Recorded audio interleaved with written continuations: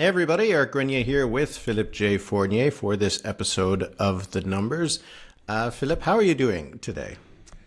Good morning, Éric. It's great to see you. We finally have some summer numbers to discuss this week. If I look a little tired, last night I went to see Starmania, the musical at Place Belle. I went out to Laval, right? And it was beautiful. I loved it, and I'm not a big fan of musicals. So if you live in Quebec or if you ever heard of Starmania, know that this is I think that was great. So there you go. Show recommendations from The Numbers. How about you, Éric? How are you these days? I haven't seen a show at least this week. I went to see one at the NAC maybe a few months ago. That was good. But no, I don't think we're big on the theater. But since this is a podcast about numbers, how many stars are you giving this out of 5? Oh, five right away. 5 out of 5. Wow. No hesitation. I mean, it was beautiful. It was engaging in the sense that the music was good, but the stage, it's a moving stage basically. They had to build a stage just for this show, so it's not just people coming on stage with a mic and singing and then leaving.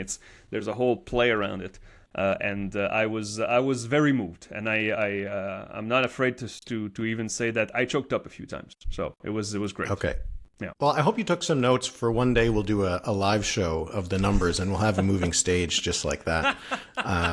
With maybe dancers, people dressed up as percentage signs, waltzing across the stage. I got some ideas. Sounds like a live stream. All right, okay. Yeah.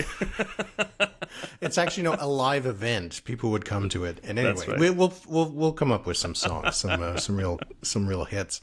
Okay, why don't we get to our actual content in the podcast? So as you mentioned, we do have a couple polls that came out. It really does feel, though, a bit like the summer doldrums in terms of the polling front. But we did get, as usual, the Nanos poll. It comes out every week. It's an update of the 4-week poll. 42 for the Conservatives, 25 for the Liberals, 17 for the NDP. And then we also had a poll from Léger. Léger was back in the field, and they had 41 for the Conservatives, 23 for the Liberals, and 20 for the NDP. It is still the same kind of numbers we've been seeing for a while now, so not too much new in them, which, again, bad news for the Liberals, because things aren't changing. Good news for the Conservatives, because their lead is still big, and still no real sign that the NDP is in any way a danger to the Liberals in that second place. Well, here's the thing. I mean, I know some dippers were really eager to say, look, we're within the margin of error, according to Léger, to the Liberals. And they're not wrong for this one poll, but it really felt like a good poll for the NDP at 20%. I'm looking at 23% in Alberta, 22% in the Prairies, 30% in BC. All plausible numbers, but all on the high side of the brackets. So no, the NDP is still not within the range, at least not now, right? And the 18-point gap for the Conservatives endures. I mean, we don't want to sound like a broken record, but those numbers from Léger have really nothing new. I mean, I'm looking also at the bigger samples like Quebec and Ontario. 13-point lead for the Conservative Ontario. That's a bit smaller than what we've seen in other places. 40% Conservative, 27% for the Liberals. And in Quebec, here's the thing. There's a disagreement of pollsters, what's going on in Quebec in the federal numbers. And I know, again, we usually have small samples, but this was unweighted. This was 348. That's pretty good for a regional subsample from Léger. 31% Bloc Québécois. 27 Liberal, 24 Conservative. So that's really close to the averages. But we have seen the Bloc in the 20s, and we have seen the Bloc in the high 30s during the summer. So lots of fluctuation, and trust the average, people. I mean, don't cherry pick your favorite polls, because that won't help you in the end. But the Conservatives clearly taking support away from the Liberals and making that ceiling for the Bloc lower. So I think that's quite interesting. But aside from that, I mean, satisfaction for the government is low, 29%. It's stable. No good news for the Liberals in there. You mentioned cherry picking polls just for the NDP. 20% is a good number for them, but it's also about as high as it gets for them. We've seen, I think, a couple polls that have once in a while put them at 21, but I think that's the issue for the NDP is that ceiling is pretty hard. Yeah. It's a hard ceiling for them right now. For them to break through to get to 22 or 23 is not as simple as, well, they're at 20, so then, they can gain an extra point or two and get up to 22. They do have a bit of a ceiling because if we look at the polling support for the NDP, pretty much since the 2015 election, 20% is more or less the ceiling. They haven't been able to consistently get over that mark. So anytime you see a poll where the NDP is at 20%, 21%, it doesn't necessarily mean that they're on the upswing. It just might mean it's on the higher end of their range of polls because they just haven't been able to break through to that number that would seriously make the Liberals sweat, I think, in that national polling climate. Because if the NDP was able to surpass the Liberals and get into second place, it's probably because they have strong numbers in the Prairies and BC and maybe one good result in Ontario. But it's the psychological thing that I think would matter more, because even if we had the NDP and the Liberals at 23% apiece, you'd still not expect the NDP to be able to surpass the Liberal in the seat count. So for people who are picking and choosing the polls that look good for their party, it might feel good, but it's going to be disappointing in the end, probably, if you're only looking at the best numbers for your party. That's the thing. It's but because 20, as you said, 20 is a plausible result. But if the NDP was polling at 20, you'd see the occasional 23, and we don't. So that's why. So people wait until you see progress, but I don't know. The enthusiasm on the NDP side has not been great of late. Not any better than the Liberals. So we carry on, and now we're 1 year away from weeks away. Because you'd think the campaign, or at least the unofficial campaign, would begin around Labor Day. That's less than 4 weeks from now. Less than 4 weeks from now. So we are now entering election year. That's official now.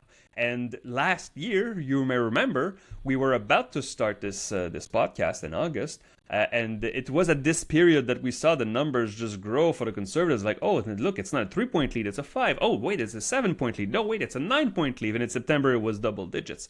And the Liberals have not been able to claw back since. So, and neither has the NDP. Yeah, I was looking at some of the numbers from last summer, and it was in around May or June. You could still get a poll with the Liberals ahead of the Conservatives. Yep. On average, the Conservatives were leading by a couple of points probably, but you still had now and then, a 33 Liberal, 31 Conservative. And it's only a year later, and it feels like that is an eon ago, that we can't even imagine a situation where you would have a poll coming out putting both parties in the low 30s in a statistical tie. So it just shows how things have changed in a year. Which, you could take the silver lining if you're a Liberal supporter that things could change again in a year. But you don't often see the trend lines go up and down and up and down on a year-to-year basis. Usually they can tend to be pretty consistent over time. So I think that is the biggest problem for the Liberals right now. Yeah. Do you want to talk about the by-elections, or do you want to talk about something else first? Well, the thing is, this something that Nick Nanos mentioned. He was quoted in the Hill Times, and I added to our lineup here. I think it was late last week, so it was after our podcast. But he said about the by-elections, if the NDP runs the table in the Elmwood, Transcona and LaSalle, Émard, Verdun, so if the NDP wins both, it could empower them to feel, oh, wait, we have wins in our back, and perhaps we don't need this confidence and supply agreement, the CASA agreement with the Liberals.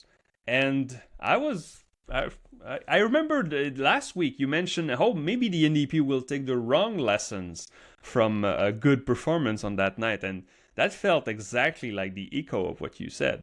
So Nick Nanos, I don't know what to think, because do NDP people really think that? If they win LaSalle, Émard, Verdun and hold on to what should be a safe seat in Winnipeg, that means that, we are what rocket men were flying, right? Do you have something to say about that? It felt strange to read. Well, it is an interesting thought exercise, because if the NDP wins both of the by-elections, maybe, as you said, they think, look at this, we're poised to make gains, we're going to win 40, 50 seats next election, we don't need this CASA deal anymore, let's get out, and maybe let's even go to an election campaign. Sure, Pierre Poilievre might win his majority, but we're going to surpass the Liberals. But also, if they win the two by-elections, they will have done it while in the CASA, talking about the things that they've been able to get from the Liberals. So would it actually make sense if they decided to leave the agreement that they were able to win and make a gain in the context of? So it is an odd argument when you think about it. On the one hand, yes, maybe the party's on the upswing, we don't need the Liberals. But on the other hand, if you're on the upswing because people are crediting you for the things that you were able to get the Liberals to do, maybe that argues for sticking in the CASA. I don't know. But people can sometimes get a little enthused when they have a win or two.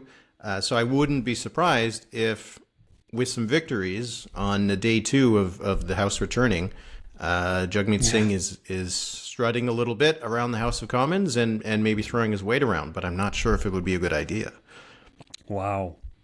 I mean, if the NDP does win both, and they do not see this as really hyper local event, good events for them. We're not taking anything away from this hypothetical victory that hasn't happened yet.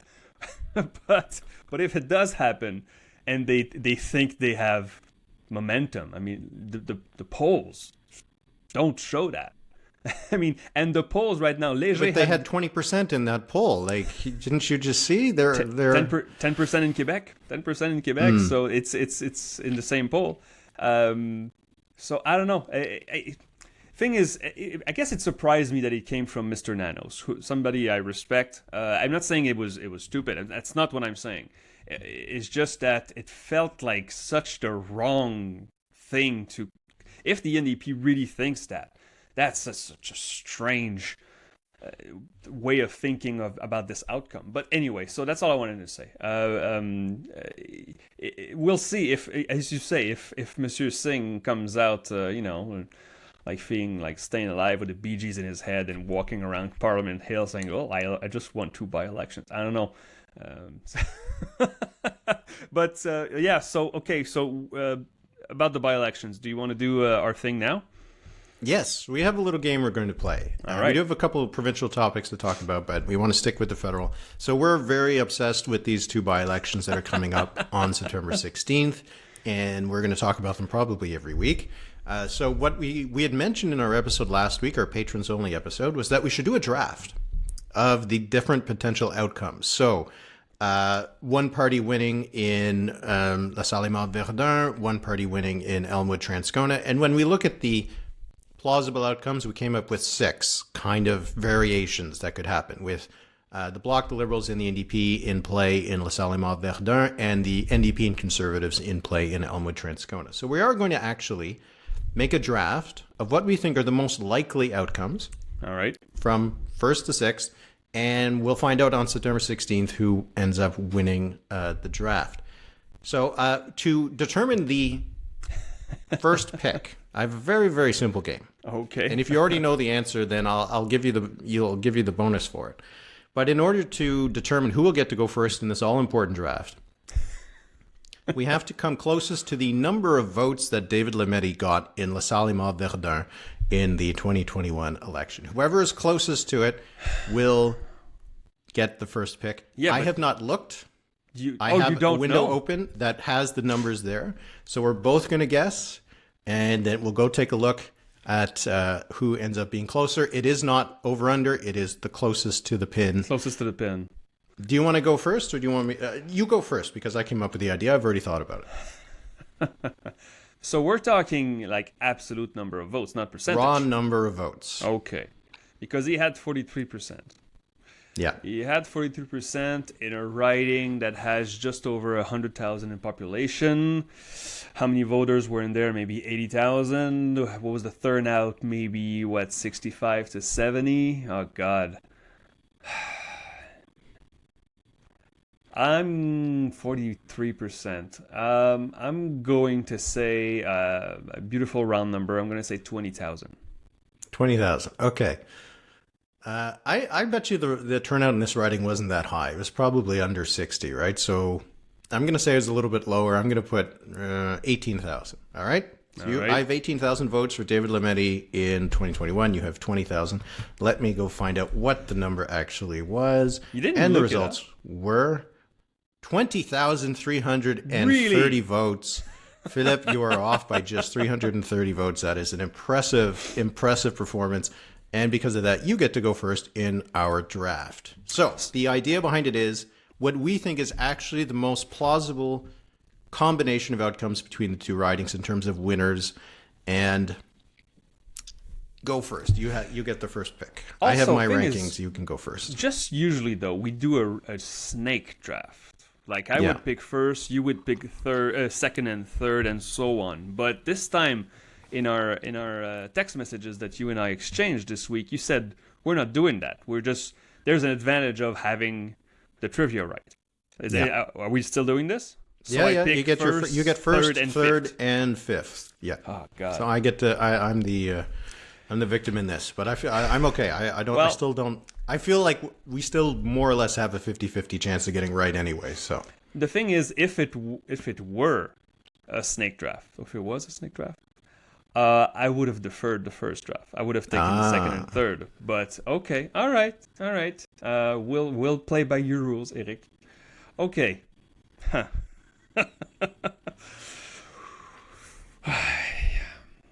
This is okay. So, the thing is, there's what I feel is happening, and whereas just the raw numbers are saying, if people flock on my website and see LaSalle Émard Verdun, even though the borders have changed a little bit, just a little bit, they're using the old borders. It's just the projection on my side is with the new borders. The border change were good for the Liberals, so.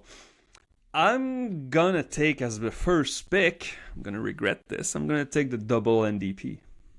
really, Yes, I am. wow. I'm going to take the double NDP. You have to explain yourself now. Okay, so Transcona, I think the Conservatives will do much better because they are polling very well. They have tons of enthusiasm from their voters. But it was such a huge gap. It was over 20 points. I think it was 23 points in the last election in a riding that historically has voted NDP all the way through except 2011, at least recently. That Blakey name did a lot of work for the NDP. It's not there anymore. So I'm banking on a close victory for the NDP. And also for the Conservatives, that evening, there's no pressure. Right? There's no pressure for them. If they win, it's just house money. It's just bonus. So I think the MDP will hold on to Transcona.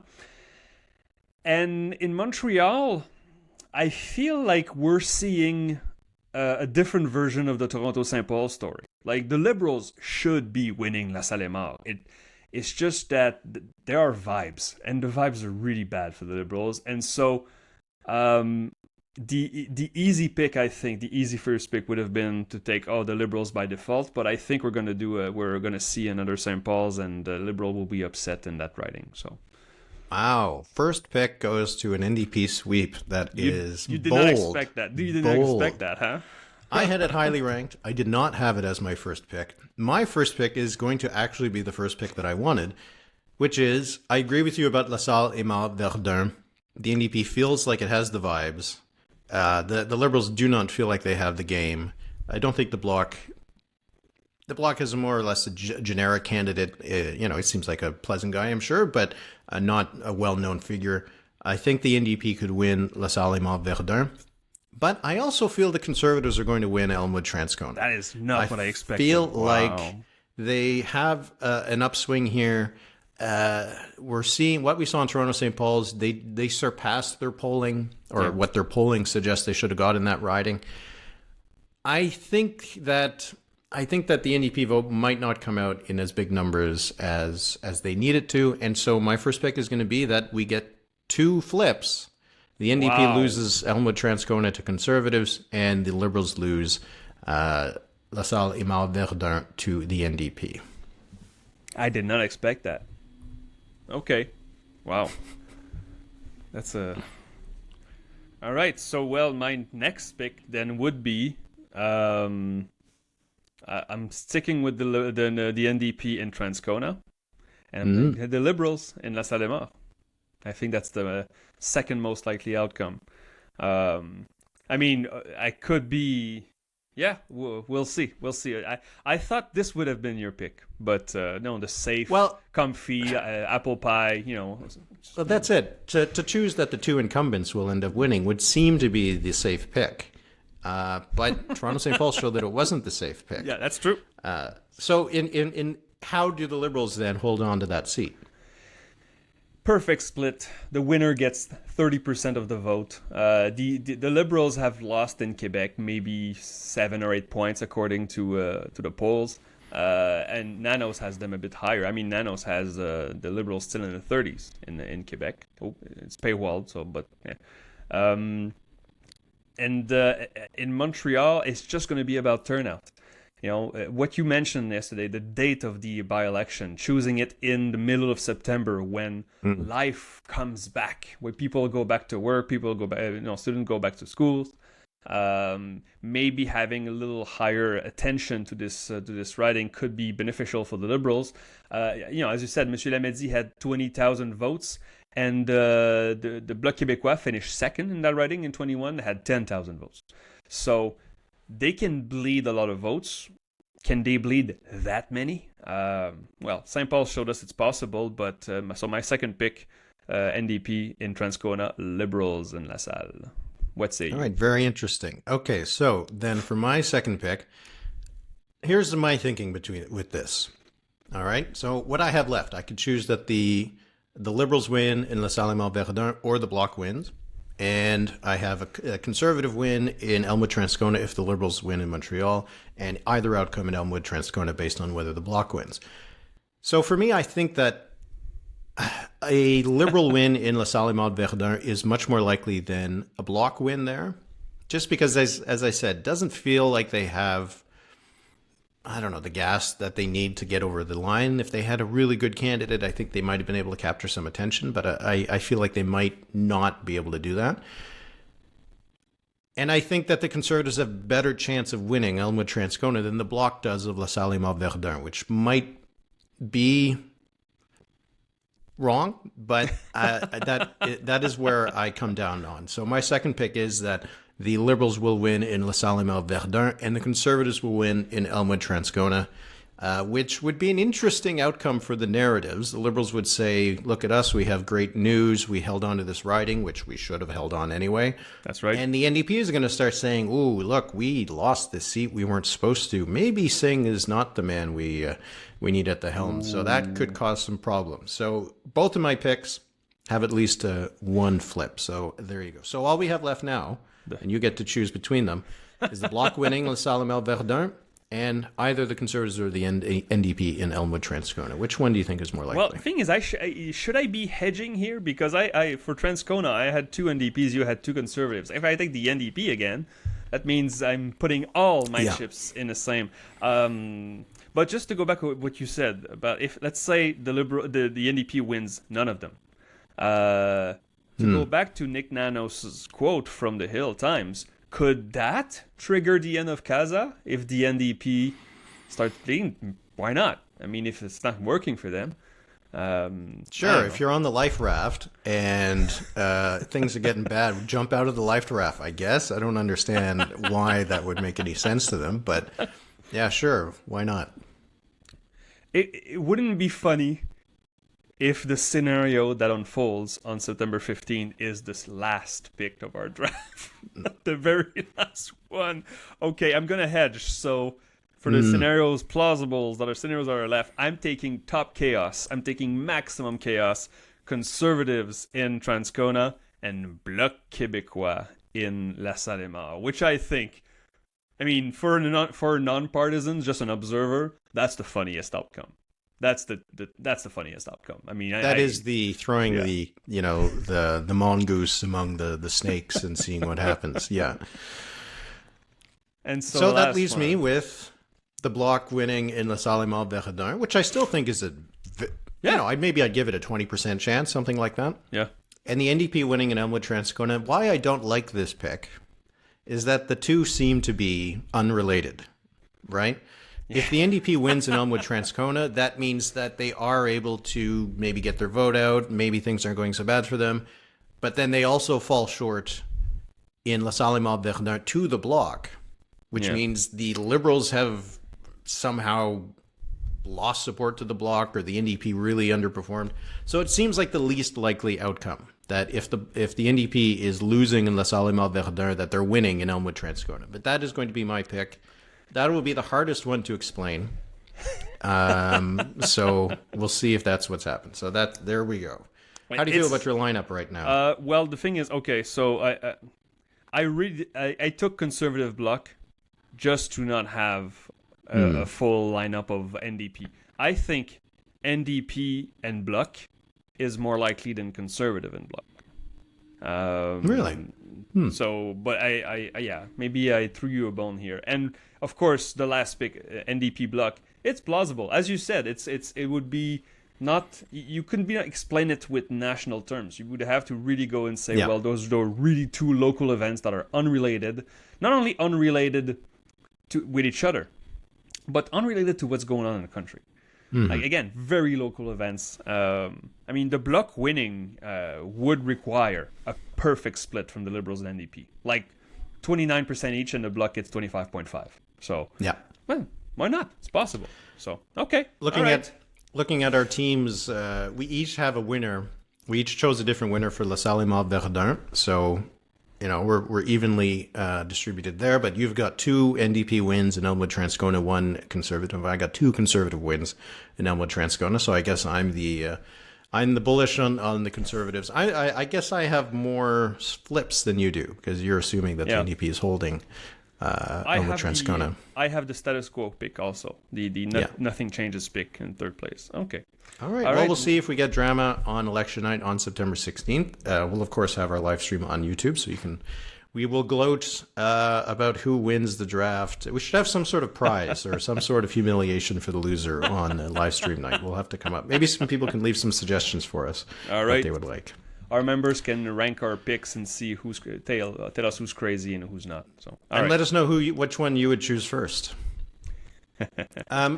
How about we move to provinces? Since we were just talking about Quebec, why don't we stick with that for a second? It has some relations with federal politics. Yeah. Why don't you go? Well, Pablo Rodriguez, the transport minister for the federal Liberals, also the Quebec lieutenant. How do you say that in English? Lieutenant is... CBC style is lieutenant. I think normal people style is lieutenant. Because there's no F in the word. So you just it's a British thing. It's a British thing. Okay. Well, so the Quebec lieutenant. Lieutenant? Well, that's not even right at all. Well, it's what? Lieutenant. It's not lieutenant. Lieutenant. Lieutenant. Okay. We okay. So him, Monsieur Rodriguez, has still to this day, one of the safest federal Liberal seat in the country in Honoré-Mercier. That's the northern eastern part of Montreal. Won by big margins every elections with the federal Liberals since 2015. And so it looks like it was a trial balloon that maybe he would seek the Quebec leadership, Quebec Liberal leadership. And I have thoughts on this. But first, why don't you go? Like, do you feel it would be a good fit for him, for the Quebec Liberals, and what happens to the federal Liberals if the MP with one of the safest seats decides to jump ship?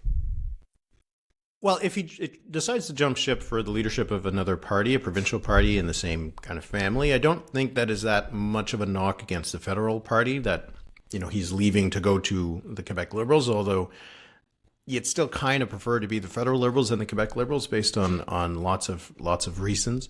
I think it's actually a decent move for him because I'm not sure what else he has I don't think that he is a potential candidate for the leadership of the federal party.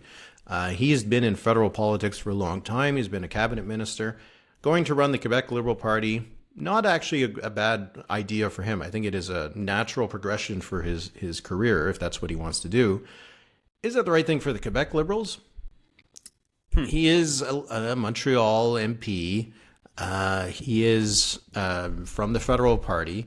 I'm not sure if that expands the electoral coalition that the Quebec Liberals need, which is probably to get a little bit closer to the nationalism, but the federalist version of it, of the CAQ. And I'm not sure if Rodriguez is that person, but he's a character. He's a likable guy. Yeah. And the Liberals could use someone who is media savvy and is able to, get positive coverage, because he's a likable guy. I remember seeing him dance at the press gallery dinner a few years ago. He's a good dancer. Well, that's always a good qualifier. Okay, so the Quebec Liberals need to step out of Montreal. They need to distance themselves from the feds, and they need fresh blood. And so, Ergo. Rodriguez crosses none of those boxes. Yeah, he doesn't check any of those. But as you said, he's a likable guy. He has experience. That Quebec Liberal caucus doesn't have much experience. Many of them are new, and in this new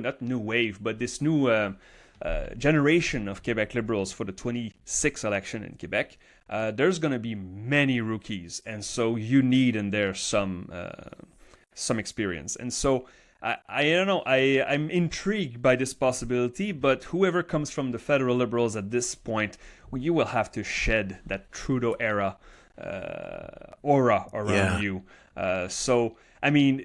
Could he lead the Liberals? Right now the leadership. More names will be added up in the next few months.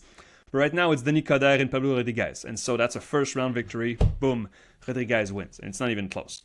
So whatever Monsieur Coderre can say in the media, come on. I'm sure Monsieur Rodriguez would get support from caucus, which Coderre hasn't been able to. And I don't know. It's a good move. It's just that I've read already some people says, well, he's an opportunist, he's jumping ship. Well, right now going to the Quebec Liberals, you cannot really be labeled opportunist. Yeah. The Quebec Liberals are polling below the federal Liberals in Quebec. My average for the Quebec Liberals for the past months has been around 16-17%, dead last among the Francophone majority, whereas the federal Liberals are in the mid-20s, maybe even the high 20s. So it would be a risk for Mr. Rodriguez. My question to him would be, let's say you do run in a leadership, but you don't win. Are you going to be a Quebec Liberal candidate in 26? Because if what interests you is just being the leader or nothing else, that's much less interesting for the QLP rebuilding, because they are rebuilding. It's going to take a while. It won't happen overnight. But the Quebec Liberals wanted to have interesting names on their lineup, and it looks like they will have that, which they didn't in 2020. Madame Anglade was the only one. Interesting. The one thing I'd add is just for the Quebec Liberals, to me, it feels like a two election strategy they should have in place. Rodriguez would be good for to me, more of a caretaker, keep the party going in one more election. But I think they kind of need someone who can introduce themselves in 2026 and then make an actual run in 2030. So I'm not sure if Rodriguez is that person. But interesting that shaking some people loose. Oh, all right, one more thing here. Saskatchewan poll. Yeah. Finally have some indication of what's happening in Saskatchewan. We haven't had polling out of this province for a while, despite the fact that an election is a little more than 2 months away. So this came from Insightrix Research, which is a Saskatchewan-based polling firm online. They had pretty close result, 48% for the New Democrats, 47% for the Saskatchewan Party. It's hard to fathom that it could be that close. If it is, that is huge. Think about it. The Sask Party won the last election by what, 30 points? 30 points. Yeah, 29. Yeah. And now it's a tied race. I mean, we'll see if other polling is going to corroborate this. But if it is the case that the province is split down the middle, rural-urban divide about as stark as it can get, could be a pretty interesting election. Okay, so Insightrix was on the field in February and had the NDP leading by 2 points. So it's not new. I mean, those numbers are interesting. But for Insightrix, it's status quo. And I think 3 weeks later, the Angus Reid Institute was on the field with a similar sample in Saskatchewan and had the Sask Party 12 points ahead. So I'm not sure what to think. Do we trust the local pollster or do we trust the national pollster that has done well in Saskatchewan in the past? I don't know. It's just that to see those numbers, again, it's like Insightrix doubling down. It says, no. The numbers that we saw in the winter are still valid. This is still the case. There's a certain discomfort with these numbers for me. It's not that I diss Insightrix at all. They may be really good. It's just that, okay, so what would that look like? It would like sweeps, basically, of Saskatoon and Regina for the NDP. 2 other ridings, and then the rest of the province will be covered in green. That would be a very close result seat-wise and maybe a short victory for the Sask Party. But there's no margin for error for the NDP. So I know those numbers are interesting, but again, we have to be careful. The decided voters base was 596. As such, there is nothing wrong with a 596 sample for the province. But then you get into the regional. There are 4 regions in this poll. So what do you have? Like 150 cases per region? Those numbers we really have to take for a grain of salt regionally. And also, Saskatchewan has a lot of voters that are, for lack of better terms, anti-system. The same way that many voters in rural Alberta are anti-system, and those people are very difficult to poll. The only one has been really successful at polling those people is Janet Brown in Alberta, because she calls them with live callers and recalls them. Like, she told a story that she had to recall some people to have their opinion. I'm not sure if Insightrix sees that. I'm not sure if other firms see that the rural Saskatchewan vote very well. But I guess we'll see, because we do have a disagreement here, because Insightrix is doubling down with their numbers. And if this was 55-35, wouldn't really matter that much if another poll was 60-30 or 50-40. But when it's a tie, you don't need to be off by much. If I was the NDP, obviously these are great numbers for them, but they're still not, to me, winnable numbers, because you look at the breakdowns by age, the NDP is ahead by 27 points among people under the age of 34. And the Sask Party is ahead by 16 among those over the age of 55. So right there, you know that the NDP is not going to be able to match this at the voting booth, because younger people won't vote in the same numbers. The numbers in the rural areas pretty consistent between the north and the south. So, if you combine the samples, it wouldn't change the results all that much. Suggests huge sweep for the Sask Party, as expected in the rural areas. And huge leads for the NDP in Regina and Saskatoon. But again, if those numbers actually come down a little bit, let's say that Insightrix is 100% correct, but turnout effect is going to boost the Sask Party because, they're not adjusting their numbers based on who they expect to vote. If it moves the numbers 5 points, 6, 7 points in the cities, I'm not sure the NDP wins the surrounding suburbs. And then you get the Sask Party winning with 34, 35, 36 seats out of the, 61. So interesting if we see more numbers like this. It'll show a much more, I think this will be the most competitive race we've seen in Saskatchewan for almost 20 years. I would be surprised if on election night the two parties are within a point of each other in the popular vote. I mean, Madame Carla Beck, the NDP leader, looks like she knows what she's doing, which I don't think we could say about the former NDP leader. So she could have a good campaign. And Scott Moe, I mean, we saw again the numbers that we had the Premier report card from the Industry Institute. Mm-hmm. Scott Moe is still very much appreciated, but it was around the 50% mark. There's another 50% that don't like him as much. Yeah. But if we go into the weeds here, I looked up. I went on the Great Election Atlas site, and the last time the NDP won an election in Saskatchewan, I know you know this, it's 2003, and it was a really close result. It was a smaller house back then, 58 seats. So, and the NDP won 30, the Sask Party won 28. Okay, like put those numbers in your head: 30 to 28. That's a 1-seat victory. And in that election, the NDP won Yorkton. In 2020, the NDP lost Yorkton by 50 points. Yeah, province has changed. In the 2003, the last election victory for the NDP, they won the Battlefords. In the last election, they lost the Battlefords by over 30 points. So I know the two cities have more seats now, but there's everything all the dominoes would have to fall right into place for a very short NDP victory. And also from those numbers, we do not see the split on the right that the NDP would need for a victory. We don't see the Sask Party crumbling. They still have close to half the province supporting them. So anyway, interesting numbers, but I know it makes me think of Alberta.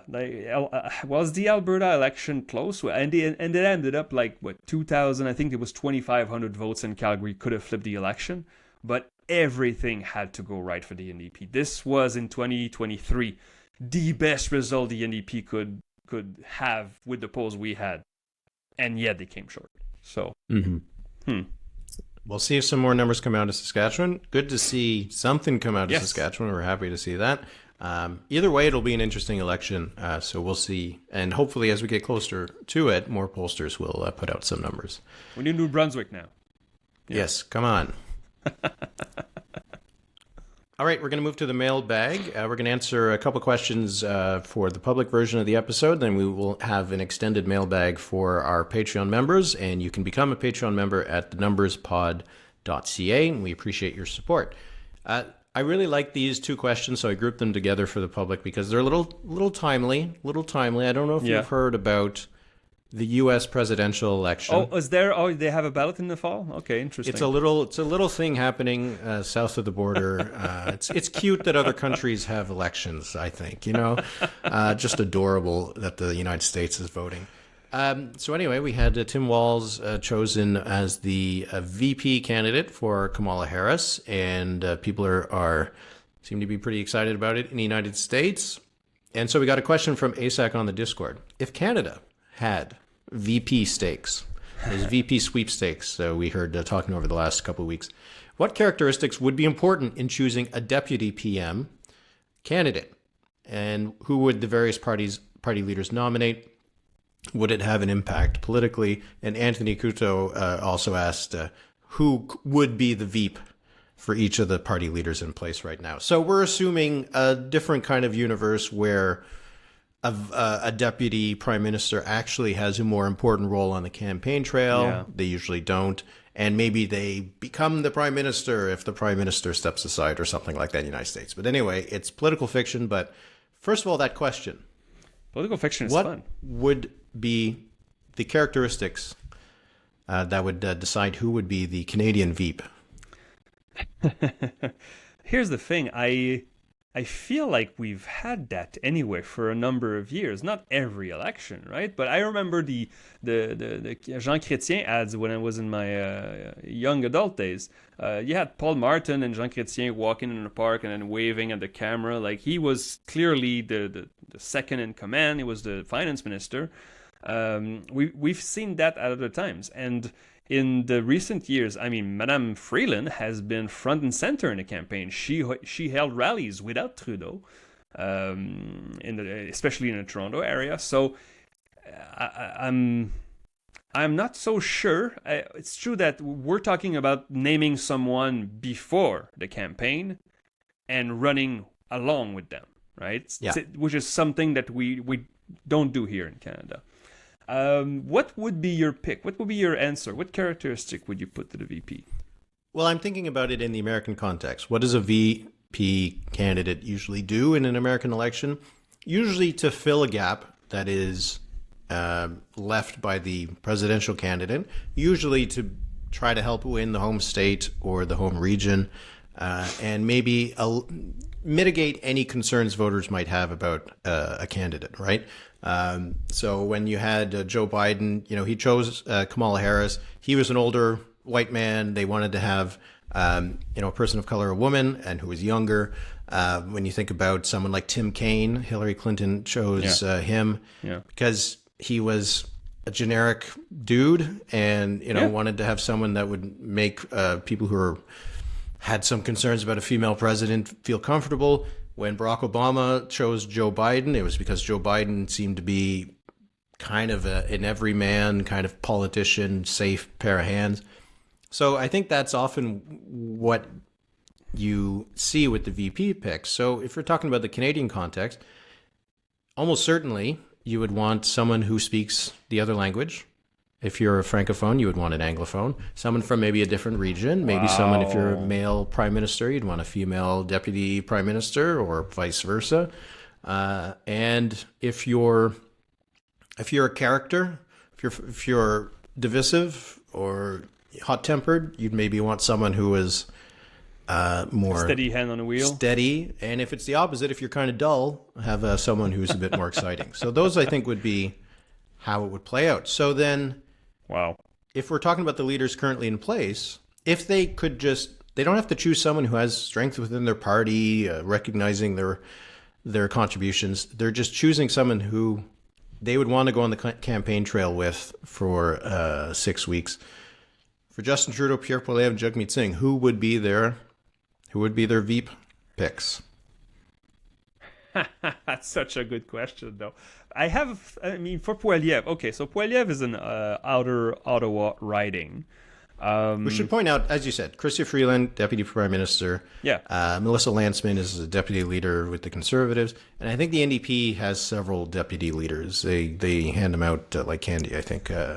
I'm not sure if there's one single deputy leader. But anyway, those are people currently in place. For Poilievre, if you're thinking of a co-leader that could, it would be easy to say, Poilievre is from the East, he has to find somebody in the West. But the thing is, you're going to win the West anyway, right? So, and he's from Alberta originally. Yeah, but so is Chrystia Freeland. So, he's been in Ottawa for far longer.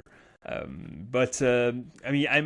think Melissa Lantsman would be the pick. She's in GTA.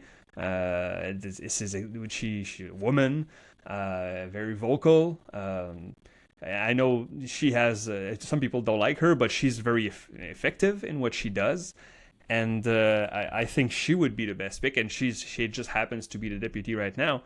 I'm thinking of if Trudeau wanted to go outside the box. Would he pick for somebody from BC, like a province that he wouldn't pick a Quebecer, that's for sure. Maybe Wilkinson. Would he pick for somebody from the Atlantic? I'm not sure. I don't know. I read this question. I thought I had more ideas. But the thing is, I keep thinking about the Conservatives because it looks so clear that the Conservatives are going to win next year.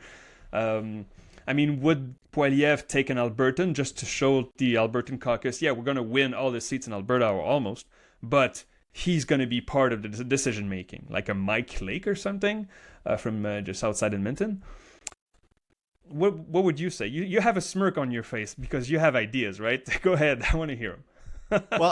Melissa Lantsman is an interesting choice because, as you said, she's GTA. She's a lesbian, so it kind of shows the party being a bit more modern. But she doesn't really add. She has the same kind of style as Poilievre, right? Partisan kind of style. So you could have imagined that Poilievre would choose someone who's more folksy and not that it would ever work out, but someone like Doug Ford would be a funny, or Jean Charest. But the thing is, he doesn't really need a Quebecer because they're not going to win a huge amount of seats in Quebec, so it would be kind of a waste of a pick. And he speaks French, so he wouldn't need someone necessarily to fill that role. But as a Westerner, would he really want to double down on the West? They need to make seat gains in the GTA, so actually someone from the GTA makes a lot of sense to me. For the Liberals, Wilkinson, I feel like he would have. It would be best to have a woman, if we're talking about it in the way that Americans choose this, and someone from a region, obviously like not Quebec, as you said, because if you're thinking about someone who would, maybe work well with Trudeau, you can think of someone like Dominic LeBlanc or Sean Fraser, but not sure if that gives anything all that different. But two people I was thinking would be someone like Anita Anand or Karina Gould, both GTA. Anand, to me, gives off the impression of kind of steadiness, competency, seriousness, which I think would offset some of Trudeau's vulnerabilities or weaknesses in terms of people who don't like him. So, that could work for him.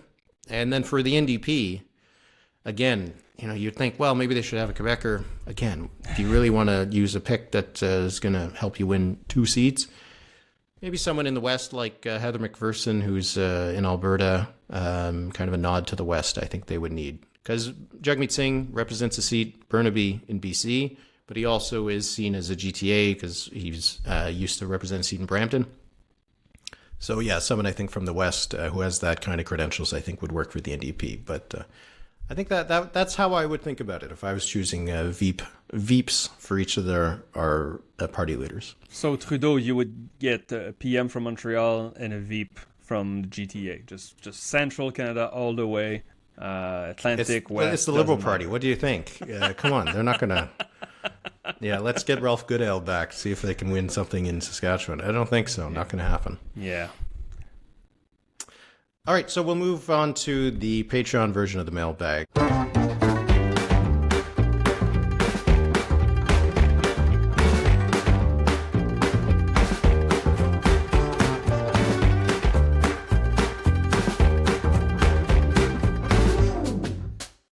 Let's move to the quiz. Okay, so this week on the quiz, very simple quiz this week. Not that I didn't want to do one. It's just I was very busy, and sometimes you want to think of complicated quiz, but it takes a while to build. I have many quizzes on the shelf for Éric that will come in the next few weeks. So I decided to go simple this week with in honor of the Saskatchewan poll we had. I just wanted to check whether Éric knows this Saskatchewan map. How familiar are you with the Saskatchewan map, Éric? I'm okay. I guess we'll find out. Okay, so in 2020, the Sask Party, led by, of course, Scott Moe, won a huge majority at the Saskatchewan legislature. They won 48 of the 61 seats. The NDP won 13 seats, and no other party won any seats. So what I'm going to do, I'm going through the map here. I'm going to tell you, Éric, 2 ridings. And you have to tell me which one was won by the NDP. There are 2 possible answers. Either it's one of the 2 or none of the 2. Okay. And you have, if you say one, you have to name which one it was. Okay, so this is 2020 Saskatchewan election. 2020, right. So it's recent. And of course, the map was not that complicated, but Saskatchewan is a small province. Let's be fair. I followed that election. I do not know the map by heart. So let's see how well you know your Saskatchewan map. We'll go 5 rounds. Are you ready? Okay. I am ready as I'm going to get. Okay, so we'll start in Regina. 2 ridings: Regina Gardner Park and Regina Douglas Park. So 2 parks in Regina.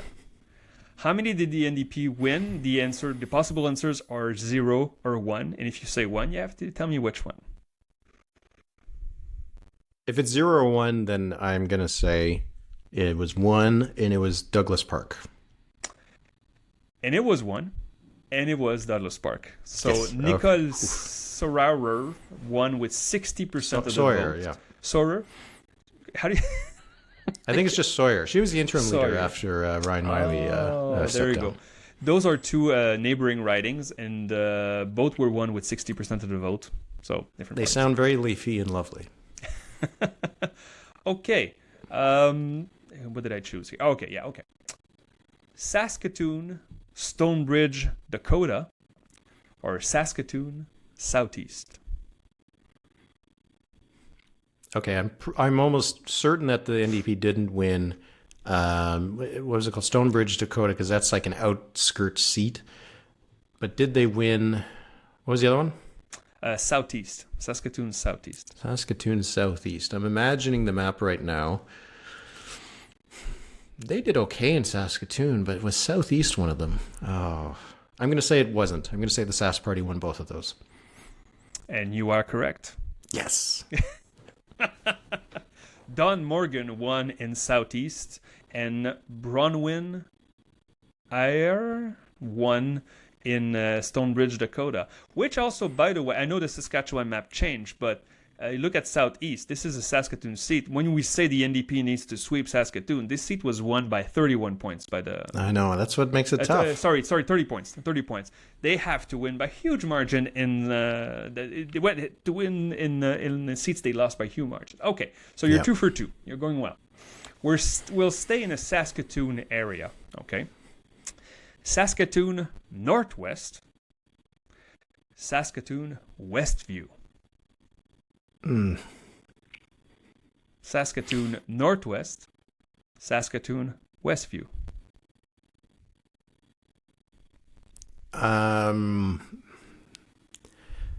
If I'm thinking of the map, I think the NDP did pretty well in the northwest part of the city.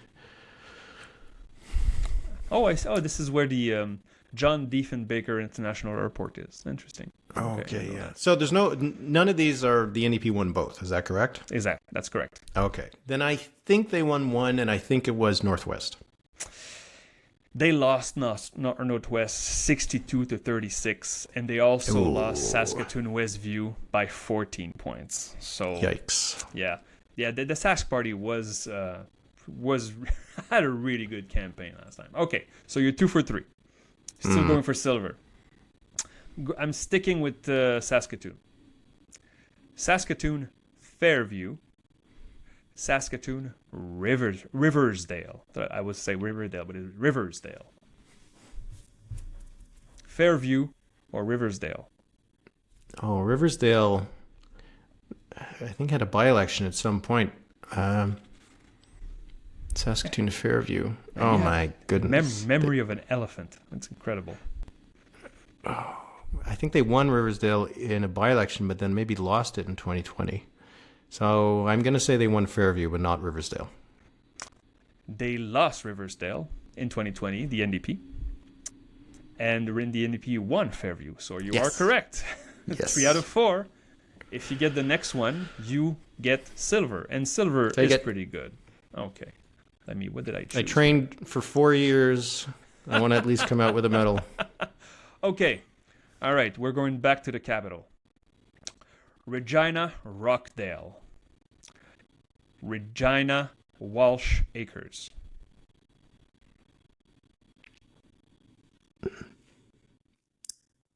Sask Party win in both of those. By big margins. Yes. So you know your Saskatchewan map. Congratulations, Éric. You get 4 out of 5. That's pretty cool. Just remind readers, the Saskatchewan has a new electoral map, and those seats have changed. Many have changed names if you go on my website. But man, Éric, you're really good at this. So 4 out of 5, you get silver. Congratulations, Éric. Thanks very much. Saskatchewan has a special place in my heart because it was the first election that I did the election night show for the CBC. I went out to Regina and did the show, and it was a lot of fun. It was my first time, and so I remember Saskatchewan probably better than most of the other provinces that I've not lived in. Oh, that's nice.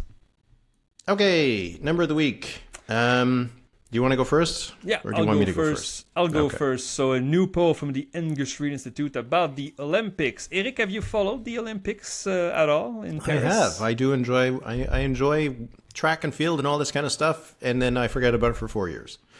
That's right. Also, you don't follow the world championships and stuff. You just watch track once. Sorry, I have the wrong question here. So I'm always proud to see someone from my country compete in the Olympics. Agree or disagree? Among Canadians, Agree. 88% agree, and it's pretty much across all ages and across all regions. So Canadians really enjoy. I mean, I guess I would answer I don't care, not because I'm mean to them. It's just that I don't follow this stuff, and I tend to try not to be proud of something I haven't done. I'm proud because I'm eating chips in a bowl, watching somebody run fast, right? But it's kind of cool that people seem to be following along these Olympics because those are like crushing numbers. So 88% of Canadians say they are proud to see athletes from Canada winning medal and competing. So interesting. All right. Well, whether or not it's rational, you can count me among the 88%. My number of the week is 1.1 million. Okay. This is the money raised by the BC Conservatives in the second quarter of 2024. And this is the first time that they've surpassed BC United in quarterly fundraising. BC United raised $600,000. The BC NDP still raising by far the most money, $2.3 million in the second quarter. What's really two things notable about this. One, this is the first time that the Conservatives, their fundraising is more or less kind of matching their strength in the polls. Yeah. They raised $65,000 in the second quarter a year ago. So they've increased their fundraising by 17 times. But British Columbia does have a party allowance, a quarterly allowance that is sent to parties based on how many votes they got in the last election. So when you take into account the party allowance, BCU and the Conservatives actually had similar levels of fundraising income in the second quarter. So BCU, even if they're at 9% in the polls, do have enough money to at least run as good of a campaign as the Conservatives in terms of money, but I'm doubting they'll have as many volunteers and enthusiastic people behind the party. But anyway, 1.1 million BC Conservative fundraising in the second quarter of 2024. Feels like that allowance for the BCU is going to go down in a few months, huh? Oh, wow. I think so. All right, better charge things to the expense account now while you can. All right, that'll be it for this week's episode of The Numbers. As always, thanks very much for watching and listening and your support. And if you want to support the podcast, we're nearing that 1 year anniversary, which is pretty exciting. You can go to thenumberspod.ca. You get access to the bonus episodes every second week, the extended mailbag, the Discord, and you get episodes on Thursdays rather than on Friday. So I think it's a good deal, Philippe, and it's always a good deal to sit with you every week, and can't wait till we chat again in another 7 days. Merci beaucoup, Éric. Thank you, everybody, for your support. We greatly appreciate it. Enjoy summer while it lasts. Enjoy the Olympics. And Éric, I'll talk to you in 7 days.